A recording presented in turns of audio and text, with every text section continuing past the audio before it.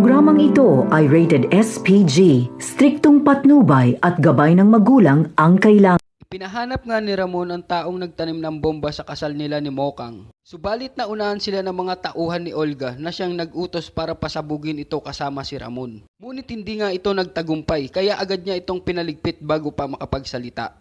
Nagpasya nga muna itong si Ramon na magpalamig at lumayo para sa siguridad nga nito ni Mokang. Habang sa kabilang banda naman ay nalagay nga sa alanganin ang buhay nito ni Tanggol habang nasa loob. Dahil ipinabugbog nga ito ni Chip Espinas at balak pang ang pahirapan ito dahil sa utos nga ni Olga. Subalit napaisip nga itong si Chip Espinas dahil sa gandang lalaki nga ni Tanggol. Kanya nga wala nga raw sa itsura ni Tanggol na mukhang gagawa ng masama. Kaya agaran niya nga itong pinagamot kay Bubbles. Nabighani nga itong si Bubbles sa gandang lalaki ni Tanggol. Mukhang si Bubbles na nga yata ang ipapalit ni Tanggol dito kay Mokang. Subalit may pinaplano pa nga itong si Chip Espinas at balak nga nilang pakinabangan itong si Tanggol.